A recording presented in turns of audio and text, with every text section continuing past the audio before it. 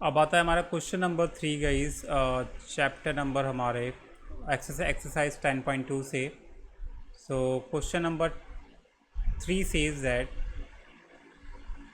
कि if a tangent P A and P B are from a point P to a circle with centre O are incline to each other at 80 degree, then P O A हमें angle find करना है। P O ए, तो इसने बोला है, इसका मतलब क्या है? इसका मतलब ये है कि अगर एक सर्कल है,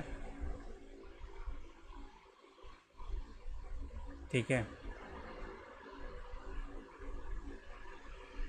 सर्कल से एक आउटसाइड पॉइंट है हमारा P। अगर P से हम दो टेंजेंट ड्रॉ करते हैं, एक पॉइंट A से और एक पॉइंट B से, अगर दो टेंजेंट ड्रॉ करते हैं तो इन दोनों जो टेंजेंट है इसके बीच का जो एंगल है, इंक्लाइन एंगल, यानी कि are incline to each other at angle 80, यानी कि इन दोनों के बीच का जो एंगल है वो 80 है। ठीक है, तो अगर हम सेंटर को और पॉइंट ऑफ कांटेक्ट को मिला दे टेंजेंट की, तो ये जो एंगल बनना है, एंगल कौन सा बनना है? तो हमें निकालना है बेसिकली, अगर मैं O और P को ज्वाइंट कर दूँ तो हमें निकालना है एंगल POA। ये एंगल निकालना है POA। कौन सा? POA, ये वाला एंगल। ठीक है, ये वाला एंगल। तो कैसे निकालेंगे इस एंगल को?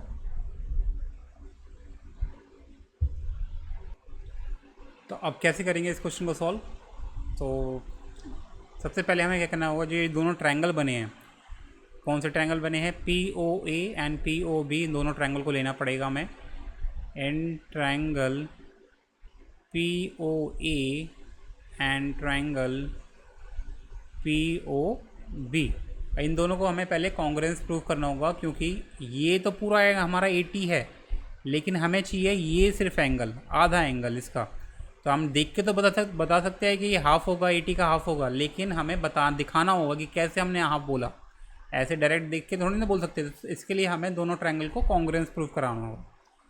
तो सबसे पहले इन दोनों ट्रायंगल में हमें देखना होगा क्या चीज़ बराबर है। सबसे पहले एंगल, जो ये वाला एंगल है, ये बराबर होगा इसके, क्योंकि दोनों 90 के होंगे। क्योंकि as we know that tangents drawn to the circles are perpendicular to the circle radius. So हम कह सकते हैं जो एंगल है, एंगल PAO, क्या लिखना है? Angle PAO is equal to angle PBO। इसका रीज़न देना है बोथ 90s। और भी आप रीज़न दे सकते हैं कि tangents are perpendicular to the circles, radius of the circles. तो ये हो गया 90 है। दूसरा हमारा क्या है? बराबर है कि PA बराबर होगा हमारा PB के।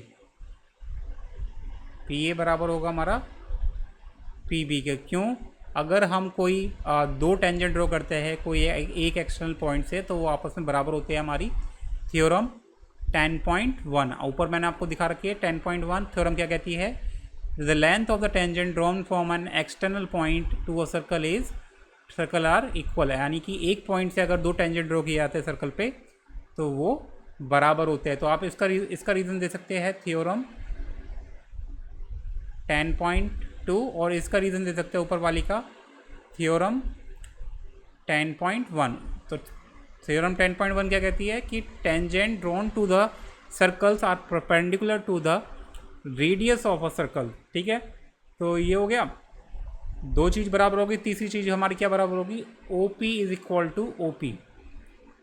देखो OP है, ये दोनों में हमारे ट्रायंगल में कॉमन है OP, तो हम बोल सकते हैं इसका रीज़न देंगे हम कॉमन। तो जैसे ही तीन चीज़ बराबर होती है तो हम कह सकते हैं कि triangle POA is congruent to triangle POB। इसका रीज़न देंगे बाय SAS रूल। तो हम कह सकते हैं गाइस जो एंगल है हमारा, एंगल ए पी ओ, वो बराबर हो जाएगा हमारे, ए पी ओ बराबर हो जाएगा एंगल ओ पी बी के, ओ पी बी के, या पी, इसको मैं मिटाना होगा मुझे। सो एंगल क्या हो जाएगा हमारा, बी पी ओ के, और इसका रीज़न देंगे हम सी पी सी टी से हम दोनों एंगल को बराबर कर देंगे, क्योंकि क्या कहता है सी पी सी टी कहता है कि अगर दो ट्रायंगल हमारे कॉन्ग्रेंट हो जाते हैं तो उसके जो कॉरस्पॉन्डिंग पार्ट्स होंगे वो सारे आपस में बराबर हो जाएंगे, एंगल्स हो या फिर साइड हो। तो ये हो गए बराबर दोनों एंगल। तो क्योंकि अब दोनों को सम हमारा दे रखा है कितना, क्योंकि जो ये एंगल दोनों हैं हमारे, angle A P O plus angle B P O, इन दोनों का सम कितना है हमारा, वो 80 एंगल है। ये जो दोनों एंगल है हमारे A P O and B P O, इन दोनों का एंगल कितना है हमारा, ये दोनों का सम कितना है, 180 डिग्री है। तो हम लिखेंगे 80 डिग्री, ठीक है, 80 के बराबर है। अब क्योंकि ये दोनों आपस में बराबर है तो हम कह सकते हैं बी पी ओ को मैं रिप्लेस कर दूंगा ए पी ओ से,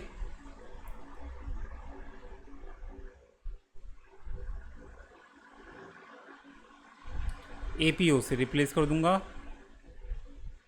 ये होगा हमारा 180। तो यानी कि हम कह सकते हैं 2 ए पी ओ बराबर होगा 80 के, एंड ए पी ओ क्या होगा हमारा, half of, angle A P O बराबर होगा half of 80 degree which is 40। तो यानी कि ए पी ओ कितना निकल गया हमारा, 40। तो अगर ए पी ओ हमारा 40 है तो बी पी ओ भी हमारा 40 होगा, तो ये भी 40 डिग्री होगा। तो हमारा ए पी ओ निकल गया, तो ए पी ओ निकला है हमारा 40 डिग्री, ये हमारा यार एंगल निकल गया 40। तो हम क्या करेंगे, अब ट्रायंगल लेंगे, इन ट्रायंगल ए पी ओ,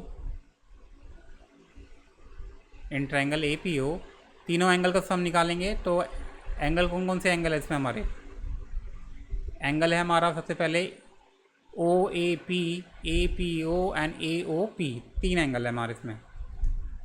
कौन कौन से है, O A P plus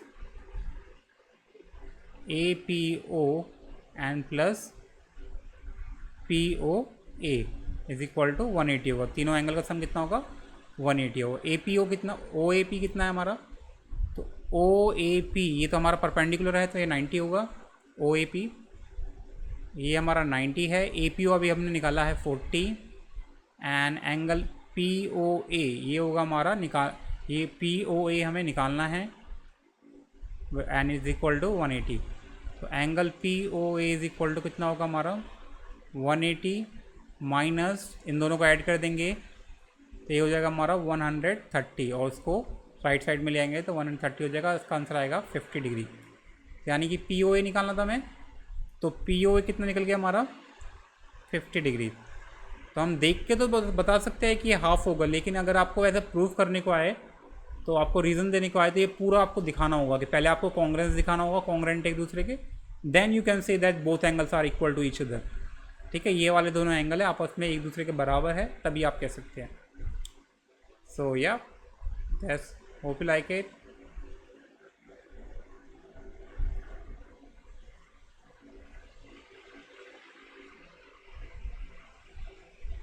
Let's meet in the next video for the next question.